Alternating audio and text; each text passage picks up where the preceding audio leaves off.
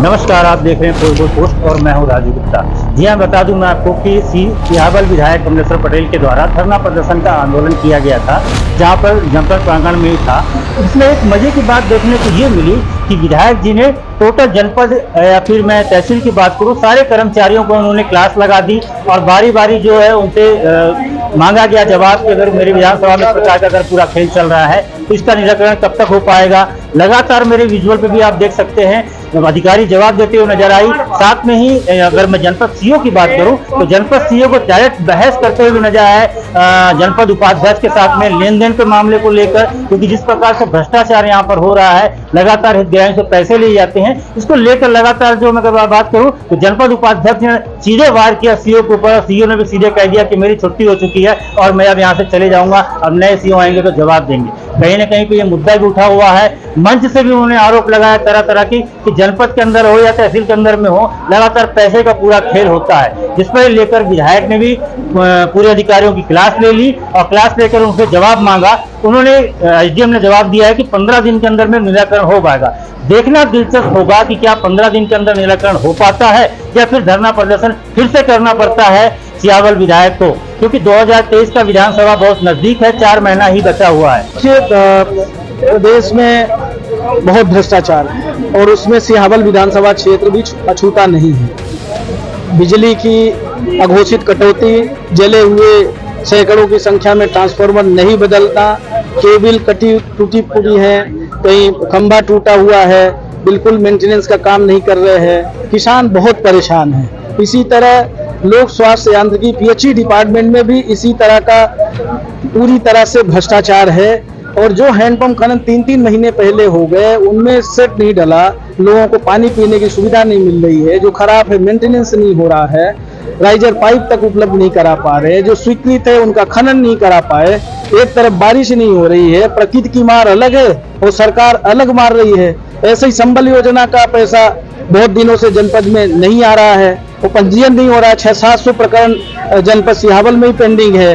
और दूसरी तरफ मामा बड़ी बड़ी बातें कर रहे हैं, विकास यात्राएं निकाल रहे हैं, यहाँ छोटे छोटे काम के लिए लोग परेशान हैं। डीएपी यूरिया खाद फुटकर में नहीं मिल रही है, काला बाजारी हो रही है। ऐसे बहुत सारे सार्वजनिक विषयों को लेके आज का जन आंदोलन था और अधिकारियों ने 1 सप्ताह का एमपीवी में सुधार के लिए समय दिया है। राजस्व के प्रकरण में भी नामांतरण बंटवारा सहित बहुत रजिस्ट्री हो गई, उनका नामांतरण नहीं हो रहा है, पुल्ली फांड नहीं हो रही है।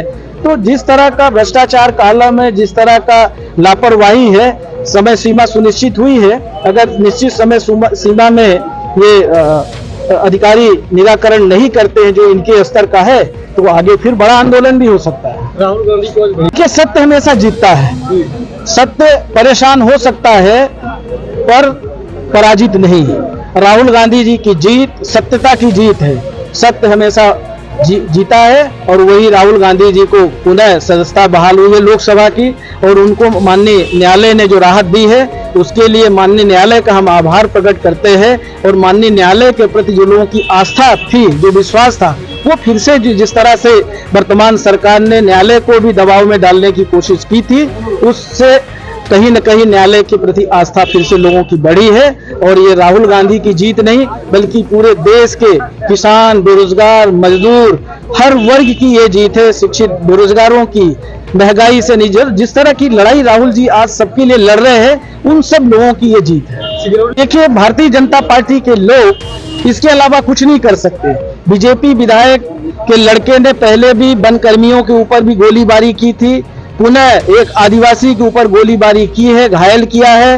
ये भारतीय जनता पार्टी की संस्कृति हो गई है, आदिवासियों को, अनुसूचित जाति के लोगों को दबाने की, कुचलने की।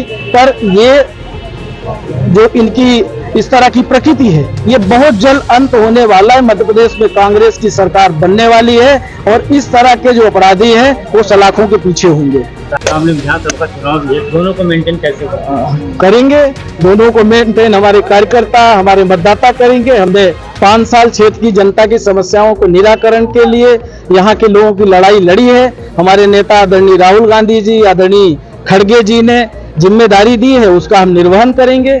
सांसद जी ने जो टिप्पणी की थी प्रेस कॉन्फ्रेंस करते हैं, इस पर क्या कहेंगे आप? सांसद जी ने क्या टिप्पणी की थी? सांसद के बारे में कोई ज्यादा टिप्पणी करने का हम समझते हैं कि अगर कोई बुद्धिमान होता और अगर नैतिकता की राजनीति कर रहे होते तो वो किसके लिए टिप्पणी की, पूर्व विधायक के लिए की कि वर्तमान विधायक के लिए की, ये हम खुद ही नहीं समझ पाए। अभी आप मेरे संज्ञान में जो लाए हैं वहाँ पे भुगतान नहीं होगा, यही तो होगा।